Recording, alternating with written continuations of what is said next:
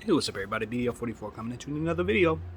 All right, so I was listening to everybody, as I always do, hearing what has to be said in regard to the Lakers this morning.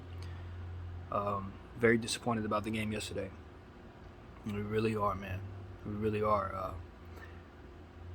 The one thing I can amend in regards to what I was saying is I didn't realize that Troy Brown played 31 minutes. So I'm very happy that Troy Brown got as many minutes as he did. That's one thing I can honestly say that I didn't, I just wasn't aware of. I didn't pay attention to his minutes. That's good. But we got to see more than 3 minutes given to Thomas Bryant. I don't think there's a single reason why you can have a game like that. When you see Jonas Valanciunas killing us the way he was through 3 quarters and not see any fruit in playing Thomas Bryant at all. I know that I'm the first person to say he doesn't play defense, but that's not the only thing he can. That's not the only reason why you assess the player and choose whether or not he should be on the floor. There's more to consider. And the one thing that I think we're not considering enough is rebounding. He does a great job at rebounding the ball for the Los Angeles Lakers on every time we put him on the floor. So easy buckets and rebounding equals erase possessions for teams that miss shots. And we do rebound the ball very well, but we can rebound the ball much more if we were to respect size, and everybody knows that. We have good rebounding guards to make up for it, so it helps having like Russell Westbrook giving you a power forward's dose of rebounding every night. Bron, AD will take care of that if they're on the floor, but they're going to need help with those things, as we say all the time. So, I just wanted to step on up to the table and say, I think strategizing differently is the only thing left to do if you want fans to support what they're seeing. They're going to support, but if you want to believe in what they're seeing, we gotta do more in regards to adjusting our rotation situation. It's not about whether you believe in it anymore or not.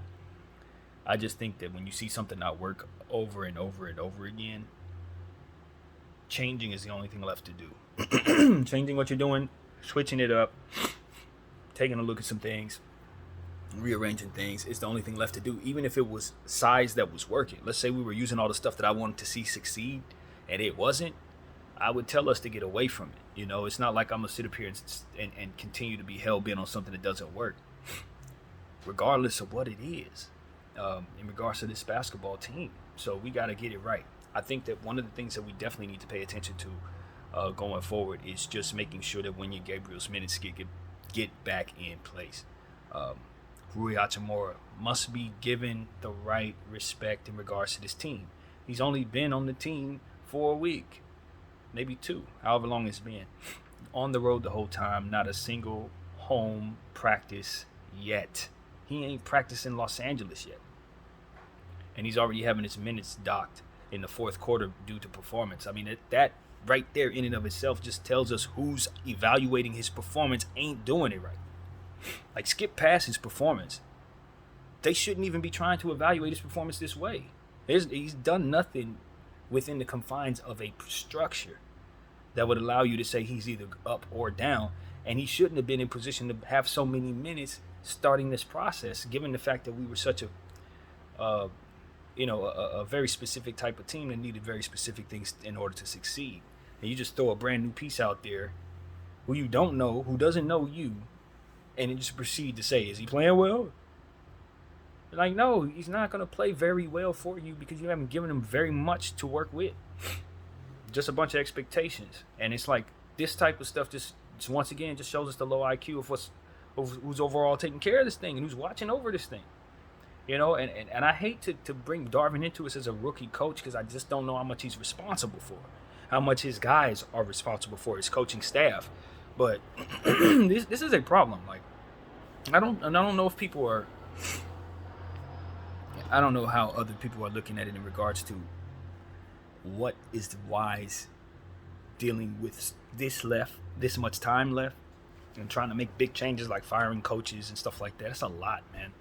And I don't think that it's as simple as firing the coach, replacing him with somebody else, and then being off to the races. I think you've pretty much punted your season already, Lakers, is what I'm saying to you.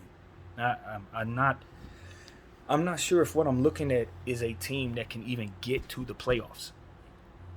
Um, and the moves, the moves that I'm hearing they're making must bring them some size, man. Like, I'm sorry, I love Kyrie and Joe Harris as much as the next guy. Probably more so when it comes to Kai. But if you're bringing him to this, and you think he's going to be the answer by doing all the things that he does, we're going to win more games. But your strategy in the playoffs is going to get overrun. It's going to get overrun, and guys are going to fall short. So if we're doing this with the intention of making ourselves good enough to win a championship, what I'm telling you is I know that we're not. I know that we're not. I know it. You're going to have to bring other pieces. You're going to have to extract some pieces that help make this rotation easier for him to stumble into good decisions. That's what I'm telling you. You got to remove the small people from the team so he can't not have size on the floor. Or you got to fire the coach that refuses to play players that are of height. Yesterday was the worst indictment, I think, yet. Although I think the Dallas games, both Dallas games, really did enough for me. Christmas Day was enough for me, honestly. The second Boston game, even though we won that game, we lost that game and the referees hit us with the no call. I still was angry about the rotations more so than I was about the no call. If you guys go back and watch that video after that second Boston game, I wasn't mad at the refs as much as I was at us. And it's because I saw this coming. This is why I was so angry after the Spur game before that. This is why I was so angry after the game after that. It's because when I see stuff, the Pacer game, I wasn't happy about none of them games because I know when you see teams finding success in situations where you know dang well that they probably wouldn't on 9 out of 10 nights. That's what that Pacer game was. Ran every bad rotation possible, and I saw the New Orleans game coming. Soon as the buzzer hit against the Pacers, when we did win that game against the Pacers by one, because AD hit us with the heroics, but them rotations were so god awful. I'm like, ain't no way we're beating the Pelicans. Ain't no way. And sure enough, if you fast forward, my concerns are real. What I thought was actual. It played out exactly the way I thought it was. Exactly the way I thought it would.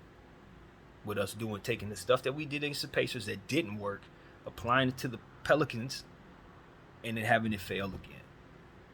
The way that I saw it playing out, basically. I just want my team to see it coming too. If you see what I see in regards to this team, then you know we're going to finish this year probably a 500 ball club. We're not on the path to overcoming all that we need to overcome because we play losing basketball. Sizeless basketball without shooting to represent it is bad. Your guards aren't good enough to shoot the ball efficiently enough to not need the rebounding that's not on the floor because of their presence being so small. You are playing into the defense's hands by giving them an opportunity to rush back down the court and shoot over players smaller than them, and in yesterday's case, have a half-court set and shoot over players much, much smaller than them. And Patrick Beverley and Brandon Ingram's situation, where we ran that multiple times down the stretch of a basketball game, and I'm still in complete disbelief that somebody who's paying money to all of these people to play basketball actually saw that and woke up this morning and didn't fire people. Like, I'm serious. Like, we wanted Patrick Beverley to guard Brandon Ingram in crunch time. And if anyone's seen Brandon Ingram and Patrick Beverley, they know that that is laughable. You don't have to be very old or very smart to look at those two people and say, nah, that's a mismatch. Not just in basketball, just about every other thing too. Boxing, nope, mismatch. Swimming, probably mismatch. All of these different things that Brandon Ingram and Patrick Beverley gonna do that has to do with size and physicality, it's gonna be a mismatch every time. Not just basketball. So we got to respect that, man. We got to respect it. And we got to understand why it should never be something that anyone chooses to do on a basketball court where everybody's tall. The game is known for tall people. And we're doing weird stuff, man. And I just understand that the Lakers are talking about trying to trade future first-round picks. This regime should not be responsible for trading anything in regards to the future when they think like this, you guys. Let's just be real. You don't want them. You don't want them in charge of anything you got going on that has nothing to do with the present. Because they probably ain't gonna be around for. You're gonna fire them. You're gonna get rid of them for the aptitude that they're displaying right now. So the last thing you want them to do is have their hands in your future, in any way, shape, or form. And this is what I want Jeannie to understand. This is the wisdom that needs to be applied. You know what I mean? And I know she believes in certain people, and some of them probably had their hands tied. But even that environment in and of itself needs to be wiped away. Some people have their hands tied and can't do their jobs, but appear to be able to, to have to need to hold themselves accountable for these things. Darvin Ham is getting the brunt of the small ball nonsense, like we didn't just see Frank Vogel run it last year. You hired Frank. You hired Darvin. Why are we seeing small ball? And that's it. That's what it is. There is no real other conversation in regards to the Los Angeles Lakers, which is why the content isn't changing, because there's only one conversation. It ain't about Kyrie. It ain't about the first round picks. It ain't about Bron, AD, or none of that. At the beginning of February, the question is, why are they continuing to do stuff that doesn't work? And then want to bring stuff to them that's supposed to fix the problem that isn't actually represented in how they're even behaving. The problem that they have is within themselves and their choices. And so for me, it's like if Kyrie Irving just happens to not become a Los Angeles Laker, it'll suck for all of us. And in his mind, I'm pretty sure he'll be disappointed. But I'm telling you, from somebody who really, really loves the Lakers, I don't think this is a better place right now than Brooklyn. It's a lateral move. They're bad over there for different reasons. We're bad over here as well. And that's the problem. We're bad over here as well, man. These people they ain't doing a whole lot right. Nothing. Like, nothing. The only good thing they've done is bring Rui to him. And as soon as they bring him to him, they do this with him. Don't play him in the fourth quarter of a game, but want to take somebody his size and allow them to shoot over somebody my size. Just like, what are we talking about, man? What are we talking about? And Kyrie Irving's supposed to save you from that. Joe Harris going to shoot a couple threes to save us from these issues. Both of those guys are under 6'4", by the way. So they're going to be a part of small ball lineups too. And that's another thing. It's like, are we bringing Kyrie to a small ball situation, pulling him away from a defensive player like Claxton and bringing him to this just for him to have to be in small ball rotations with Patrick Beverly and Dennis Schroeder? Because I can assure you he can do better. He would be better trying to play off of Kawhi and PG. I kid you not. It may not make any of us happy, but he will have more fun over there dealing with that than in the little small ball lineups we're going to have him in. Because that's really what it comes down to, man. AD has to be on the floor healthy, and then from there, we got to properly put him on the floor so that he's not exposed. So that he's not exposed for not being a overly strong center, which is not his position in the first place. He's just a long player with long arms, bro. He's what, 6'10"? Is AD? Like, he's an imposing figure because of his length. But his height will tell you he's not a center. Like, he's not a center, you guys. So there's things that we need to just adjust our mind to. It's bad enough that we understand that he doesn't play like a big, really. I mean, he'll be on the inside if you need him to, but he'd rather shoot jumpers and hover around and all of that. And I just think, and the more I've studied AD, and I've said this before, maybe about 6 months ago, that you just continue to feed him repetitively. And he's going to be the guy that connects on every possession. It's what New Orleans did when they had him. They just fed him. They didn't really do anything else. And Jrue Holiday would guard the perimeter. You know what I mean? Other than that, it was just feed. And he would just get in better and better rhythm every night. You know what I mean? And he would get hurt. And he'd come back and do the same thing. And it would be something that they were able to get not too far away because they didn't have surrounding talent to help. They weren't really doing anything good for themselves around him other than bringing him the ball and saying, take us as far as you can go with the trash around us. And Jrue Holiday. So it's like, look, the Lakers need to get back to, as I always say, feeding Anthony Davis and understanding he's not going to ask for the ball, as we talk about every day. And then understand that it's about repeatedly getting him the ball. I don't need anybody else shooting the ball when he's on the floor. Unless it's LeBron James himself, really nobody else should be doing anything other than finding ways to become decoys for him and playing off of him so they can hit shots off of him. If he needs their help off of double teams, other than that, he should be shooting like 30 times a game. You know? And he got his shots up yesterday. I think he did attempt like 27 shots. But at the end of the day, Were they taken in times when he needed them to? Was he in a place to catch the ball in positions for him to succeed? Do we take advantage of size mismatches at any time? Did we even put him in a position to get to the line multiple times? I don't think we did enough for AD yesterday for what the intention was, which was this is him having a homecoming against a team without Zion. This is an opportunity to win in this building.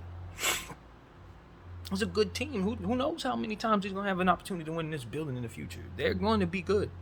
And so we had an opportunity, a golden one here, and we did everything we could to be as difficult for ourselves as possible. We just wanted everything we could to play the game as close as we could. I heard the fans say that they think we're keeping the games close so that we can practice them in the game's circumstances. I don't think so, man. I don't think so. I think they're stumbling their way into that on purpose, but I don't think they're getting any better at closing these games out, not based on what I'm seeing. Last night was a prime example. They're just not there, man. They don't know how to win. We got a lot of guys who don't necessarily know how to win. And so when you think about that, it's like, all right, Kyrie can help us, but we're going to win a couple more close games. That's great. But those games are going to be so ridiculously hard for the same reasons, unless we do something about this roster. So that's what it is, man. I'm tired of that. I want the Lakers to just win this battle in regards to this trade nonsense. Kyrie Irving and the Brooklyn Nets.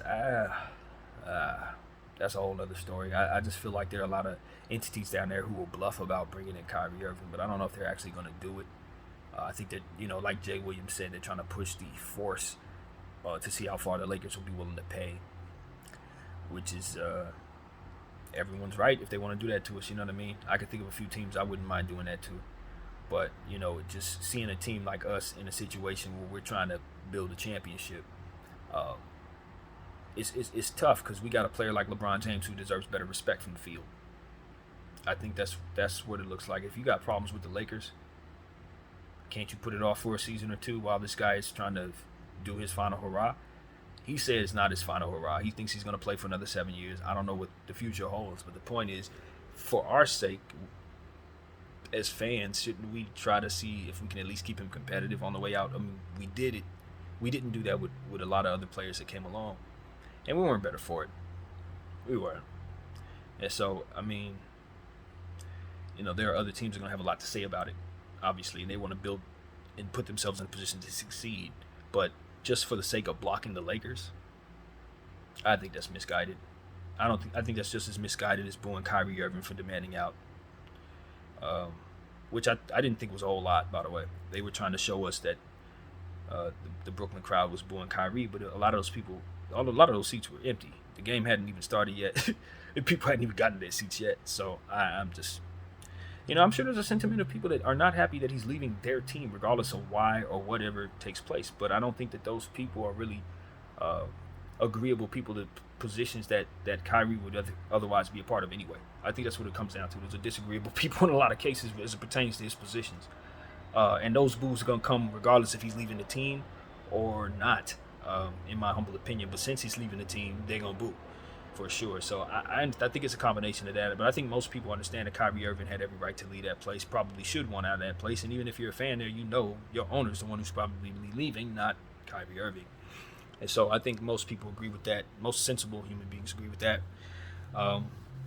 Joe Tsai is the problem in Brooklyn, in my humble opinion. And the publications they pay to soup up their value is the problem in Brooklyn.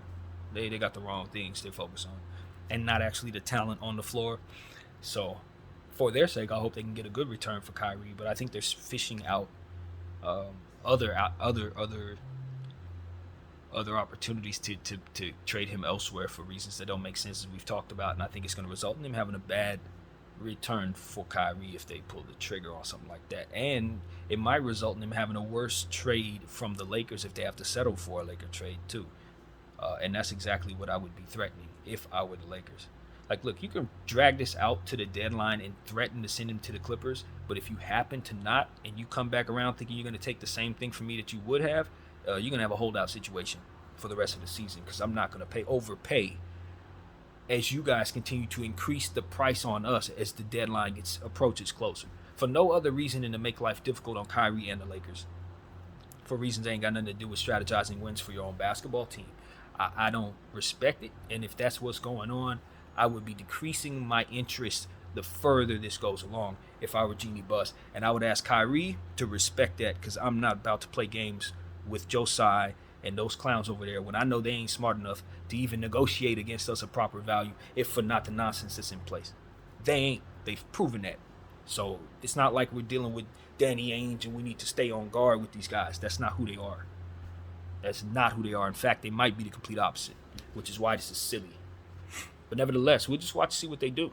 You know, everybody's made a bad decision until they make a good one. But we got to watch for the same behavior from the Brooklyn Nets. As an organization, man, I'm just looking forward to the exodus at this point. God bless the fans, but I don't think there should be anybody else there. Nicholas Claxton, if he has an opportunity to get his bag, get it, and I would ask him to consider his other options in this league as well. Nobody should want to stay there, dude. Nobody. You know, Spencer Dinwiddie, you know, he's going back if they do trade for him for some reason. Some of those players that may go back, you know what I mean? I don't know. I don't think Jacque Vaughn is a coach who shouldn't have great players. I don't think that he's devoid of the right stuff. I think he's a good coach. So that's what's most unfortunate. But ain't nobody about to. No one worth their salt is going to want to play for Joe Tsai. Let's make that very clear. No one worth their salt. You might have some people that might just do it for the bag, as I said yesterday. But you're going to have to give me Dame money to play for you, buddy. You're going to give me Dame money. $64 million starting at that price. That's why if I'm a superstar, I ain't taking nothing less than the max from that dude. Because at the end of the day, I know he ain't going to build nothing that's worth playing with, as we can clearly see. Nothing sustainable anyway. The closest thing he had to that was James Harden, and we know the players put that together. Ain't nobody ever going to choose his uniform to do that in again. I can tell you that too. Ain't no be no super teams in Brooklyn. No, ain't going to happen. Ain't going to choose that team. So that's what it is, man. I think the winner in all of this is probably the Knicks. The Knicks are probably the winner in all of this because they are now in a firm position to fully take over once again. That dynasty, whatever they was trying to build in Brooklyn, it fell flat again. They Brooklyn did. So what they now need to do if you're the Knicks is just take those 7 picks and probably get Kevin Durant yourself. Take them 7 picks, give them to Brooklyn. Take Kevin Durant, liberate him from that situation. He doesn't even have to lead a city. And win the championship with Kevin Durant. Because I honestly think you probably would beat the Celtics if you had Kevin Durant to this group of Knicks teams with Jalen Brunson and stuff like that. I mean, I'm just brainstorming, but that's the type of thing that I would be considering if I'm the Knicks, because the Brooklyn Nets are distracted, limping around, and pretending like they got leverage that they don't have. And, you know, it's one of those situations where it's like they are going to need to reset their situation, even though they don't want to. They're going to need to. So it's probably going to be something like that they ultimately want to do. Even though that's like a stretch for a lot of people, but if you're the New York Knicks, you wanted Kevin Durant the whole time, and you were ready to give away 6 picks for Donovan Mitchell, you'll definitely give away 6 picks for 3 years of Kevin Durant. If you don't want to give your rivals your picks because you would hate to see him, those players go to Brooklyn. So that would keep them from giving away all the picks. But then again, it's Kevin Durant they're getting back, and for them that is a championship. That's an end of the road type of thing. You don't play around when Kevin Durant's on the market, from the sheer understanding that the other bidders will raise the same type of package return. So ultimately, even if they didn't want to give up them 6 picks, they would probably have to if they wanted to get involved. Timeline makes sense in my opinion. Julius Randle could probably be expendable, probably moved in that trade. So these are things I'm just brainstorming, not rumors at all, just me talking. But I'm looking for solutions to get KD out of Brooklyn, because there's no way he should have to sit in Joe Tsai land any longer with Kyrie leaving and Ben Simmons apparently untradeable. Because they talking about they want the Lakers to take the Ben Simmons contract, is what the last rumor I heard from one of the random publications that are pro-Brooklyn. They're essentially saying, yo, if the Lakers want to get Kyrie in regards to taking the Clippers and other teams that are doing this, we're going to have to not only take Kyrie, but we got to take Ben Simmons. And I'm like, how the hell would we do that? Do we even have the salary to do that? And the answer is absolutely not. But that's essentially what they're saying. They're trying to find a way to get rid of Ben Simmons' contract, so they're going to try to force us to find a third team to take his contract. And it's like, don't you see we're trying to force another team to take Russell Westbrook? We ain't got no time to be solving your problems. You guys are idiots. Solve your own problems. Like, this is what I'm saying. They acting like they have leverage and confidence, and they're not even playing the game right. Trade KD for a bunch of picks. Then you will have the leverage to move on from everything else that you have trouble moving on from. But as long as you're trying to hold on to this win now nonsense, Brooklyn, I promise you ain't winning now, later, much later, or none of that. It's not happening. It's just not going to take place.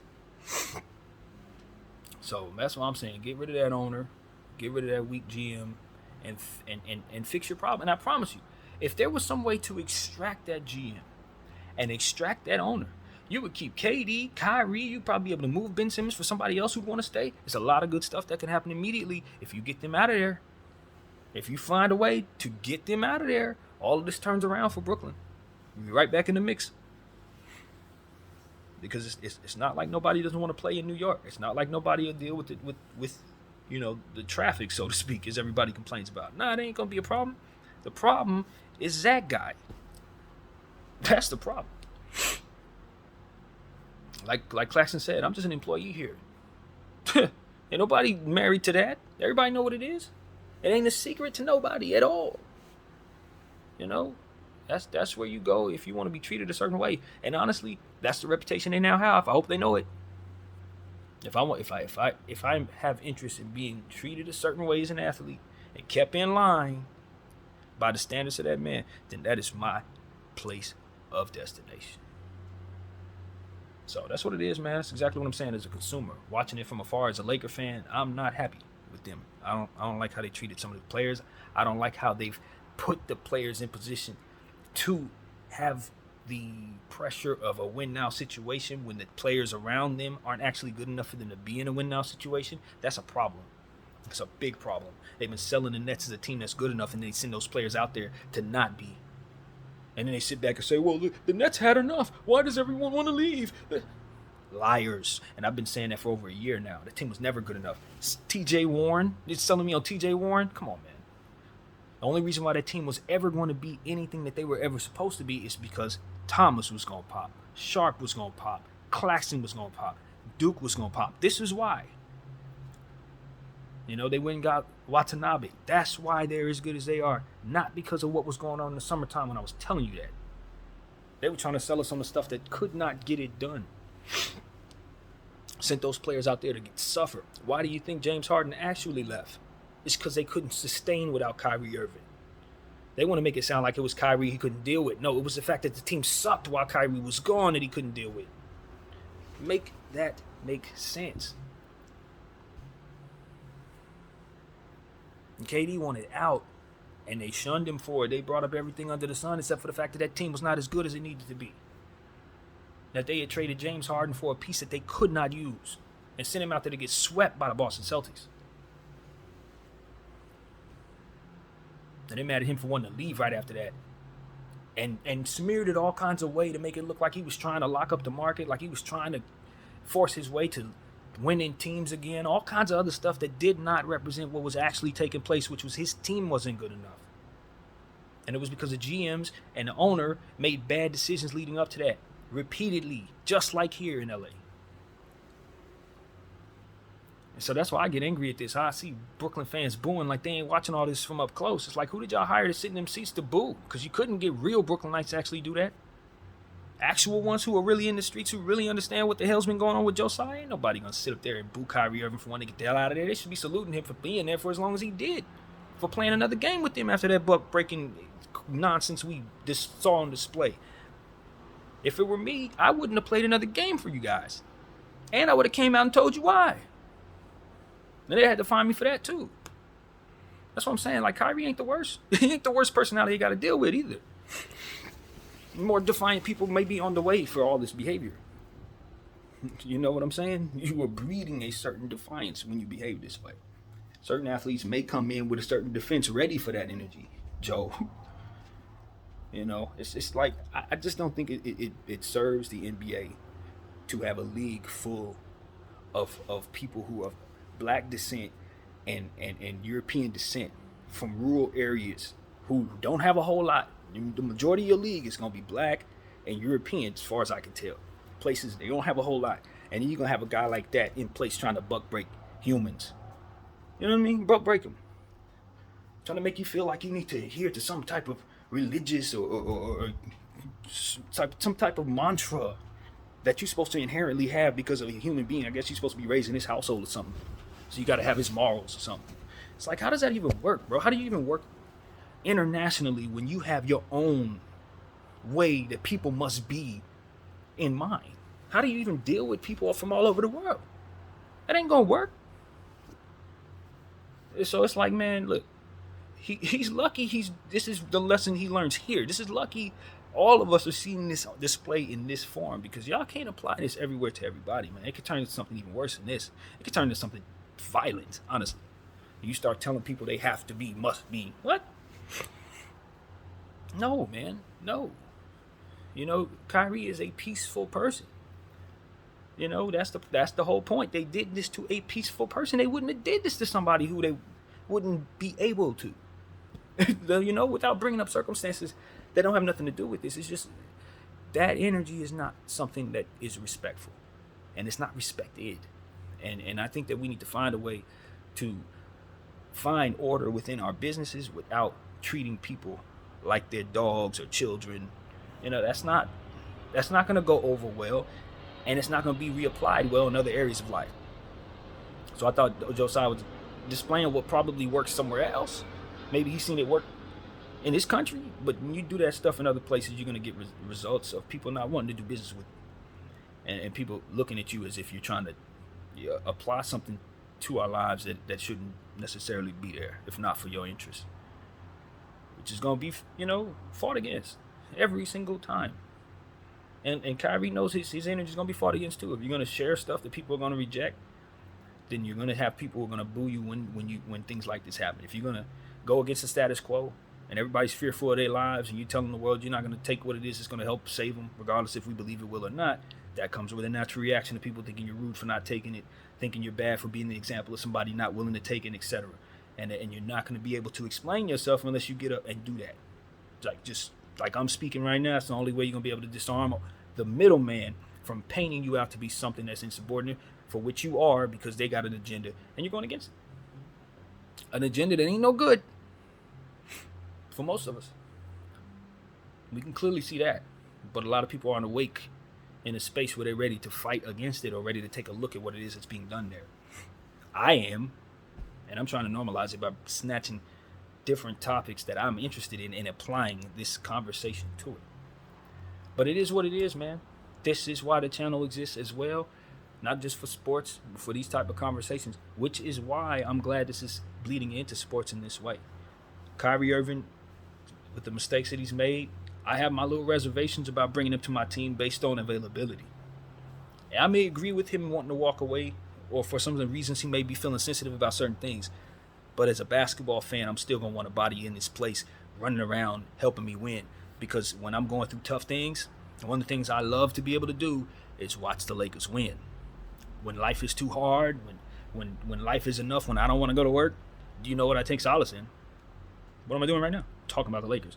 So that's what's taken away. Now we don't get to see Kyrie Irving during the difficult times in the world where don't feel like we matter too much. I can't see Kyrie run around. You know what I mean? Because he's reacting to the same thing I'm frustrated about. So that's what it is. It's a give and take. It's like if you care about what we think, if you really care about the fans and all that stuff, then that's the sacrifice you make. You know what I mean? What can I say? It's not for everybody, but it is what it is. And people are selfish. We're selfish. We want what we want. We don't care if you got something going on, blah, blah, blah. We want to win. And so it really comes down to whose selfishness matters most. You know, whose selfishness overrides. Will the fans have to sacrifice the player, or will the player sacrifice the fans' interest, and then what comes with that? So that's really what it comes down to, man. I think it's easier to root for Kyrie Irving when he was going through that injection thing, when he wasn't a Laker running around for us when we trying to win a championship. And it didn't cost us no players. You see what I'm saying? Like, I can be real about that. When I watch some people boo, I can be real about that. But at the same time, I can't sit up here and see all of that and then see how, let's say, Jeannie was treating AD a certain way, the same way, and then say, nah, AD shouldn't have a right to go. Maybe AD did a bunch of stuff leading up to that, but once that happened, it's like, well, it's just time for us to part ways, both sides. That would be my thing. So I think that's what most knowledgeable Brooklyn fans are probably gonna think. Plus, he's expiring anyway, dude. He's expiring. So it's not like you expect for him to be here much longer anyway. He's not going to resign, and I don't think that's his choice, which is also something y'all need to consider when you're booing the man. Are you sure that they're not just going to let him walk in the off season? As to which you're going to have to let him, you have to say goodbye to him anyway. It make you feel any better if he finishes the season with you guys and then proceeds to not find another contract anywhere else, and Josiah doesn't sign him anywhere. Now he's blackballed. Is that what y'all wanted? Of course, that's what y'all wanted, because a lot of y'all who booing him are disagreeable with him. So y'all don't want to see nothing but him fail, even if it means bringing your own team down with it. So to you, I say, I bid you adieu. Happy fails. BDL44. Thank you all for watching.